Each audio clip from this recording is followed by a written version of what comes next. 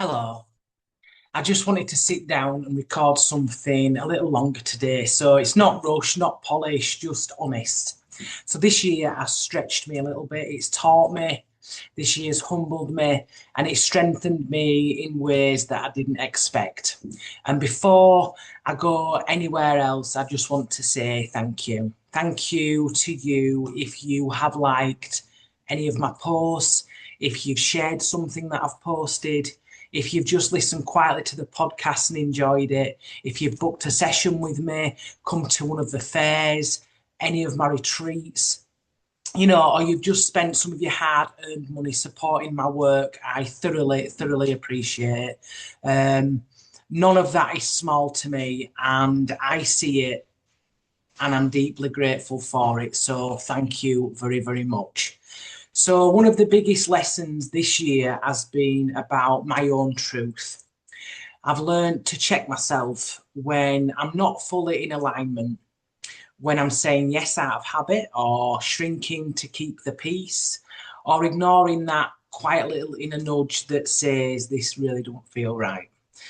I've also realised something important about how I move through the world. I don't avoid the truth, I never have. And I don't really avoid confrontation either. But I do always come from the heart space. Something that means sometimes that means I've said things that people weren't ready to hear. I've probably stood on a few toes along the way. I know I have. Not because I want to challenge or for the sake of it, but because being truthful matters more to me than being liked. And the truth is, not everyone stays when you speak from that place. Some people fall away with your truth. Well, when your truth doesn't match where they are at that time.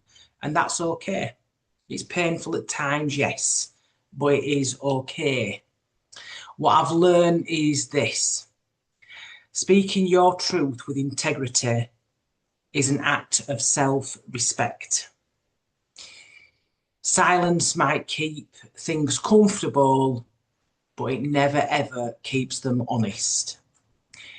And when I've drifted out of alignment, life has a way of nudging me back. Sometimes it's gently, sometimes it's with a real firm shove, reminding me that I am who I am, and how I choose to walk should always be the forefront of my life.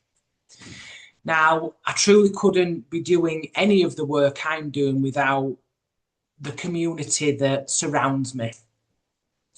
We are a community of fantastic souls. There's not one of you that I haven't shared time with or shared a moment with or thought, do you know what? That person has shown up for me a little bit. So whether you're someone who quietly listens, someone who comments on every post, or someone who shows up in person, you really matter to me. So support doesn't always look loud. It's not about who's saying, yes, I'll do this and yes, I'll do that. Sometimes it's just presence. And thank you for trusting me, for growing alongside me. I feel like I've massively grown this year and I've grown with you. Um, and for allowing me to work and this work to keep on evolving, I'm very, very grateful. Now, spiritually, we've been moving through some very powerful cycles this year.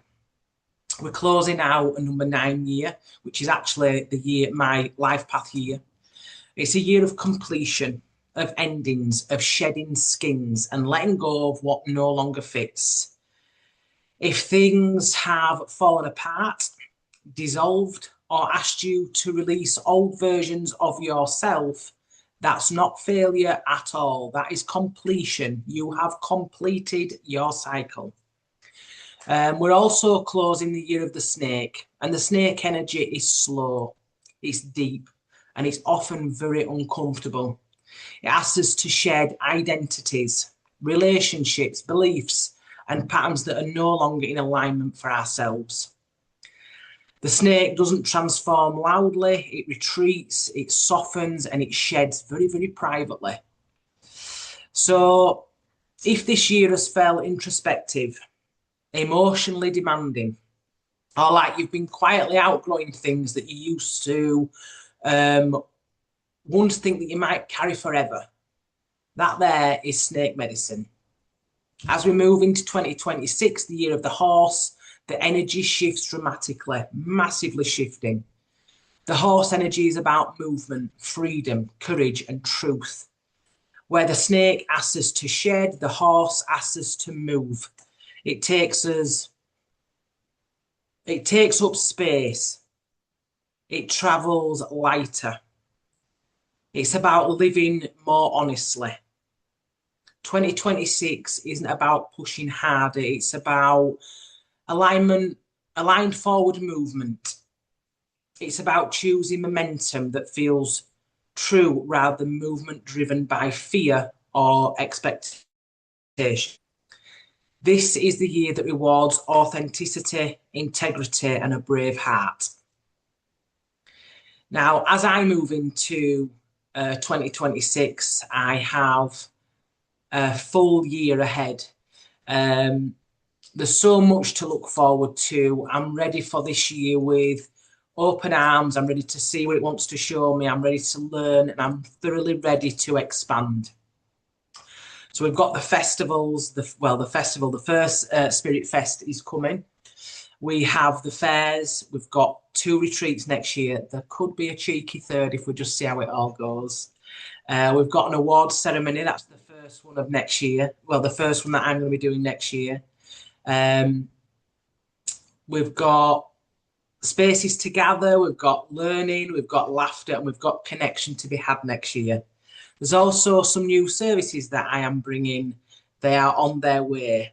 Not quite ready to be revealed yet, but I can promise the fun, expansive, and deeply aligned with where this work is heading.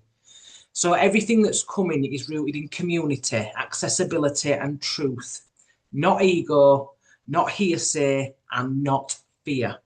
I refuse fear in spiritual work. So just before I finish, I want to invite you to reflect. Not just on what you didn't do, because we're very good at doing that, but I want you to reflect on what you survived, what you learned, and how you kept going. Reflection doesn't come easily to me either. I struggle to see my own achievements sometimes, but I'm making a conscious decision to reflect more intentionally as we move through 26, to honour growth as it happens, not just once it's finished. So as I'm growing, I have set my stall that actually I'm going to reflect as I'm going through things. So wherever you are right now, you might be tired, hopeful, uncertain, excited. You're doing better than what you think. So thank you for walking this year with me. Thank you for trusting the process, and thank you for being here. I hope you have the best Christmas, an amazing new year, and I will see you in the next chapter.